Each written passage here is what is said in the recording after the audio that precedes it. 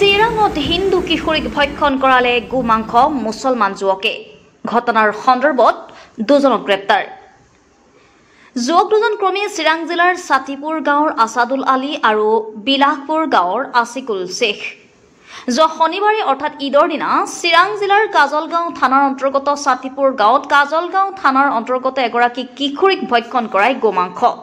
ঘটনাৰ সন্দৰ্ভত কাজলগাঁও আৰক্ষী থানাৰ গোচৰ ৰুজু কৰে চিৰাং জিলা শিশু সুৰক্ষা বিভাগে কাজলগাঁও আৰক্ষী থানাৰ ঘটনাৰ সন্দৰ্ভত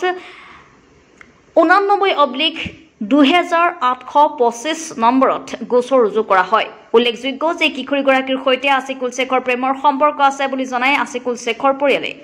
দুবাৰকৈ আছিকুল শেখৰ সৈতে পলায়ন কৰিছিল কিশোৰীগৰাকীয়ে আৰু উক্ত ঘটনাৰ সন্দৰ্ভত বিটিআৰ আক্ৰাছৰ সভাপতি মৰিয়াম ৰায়ে তীব্ৰ ভাষাৰে গৰিহণা জনায়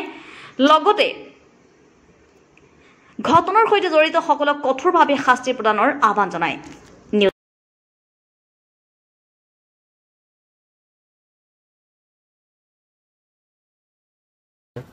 যোৱা ঈদৰ দিনাখন এজন হিন্দু তথা কোচৰাজবংশী ছোৱালী মাইনৰ ছোৱালী তেওঁক ঈদৰ দিনাখন মাটি লৈ গৈ পেলাই জোৰ জবস্তি গোমাংস খুৱাই এই ঘটনাটোক আমি সদৌ কোচৰাজবংশী ছাত্ৰ সন্থা বিটিআৰ আক্ৰাছৰ পৰা তীব্ৰভাৱে গৰিহণা দিছোঁ আৰু এনেকুৱা ধৰণৰ ঘটনা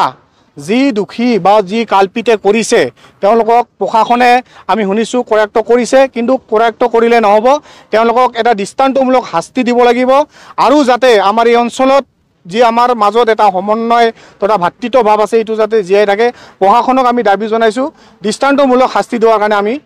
অনুৰোধ কৰিম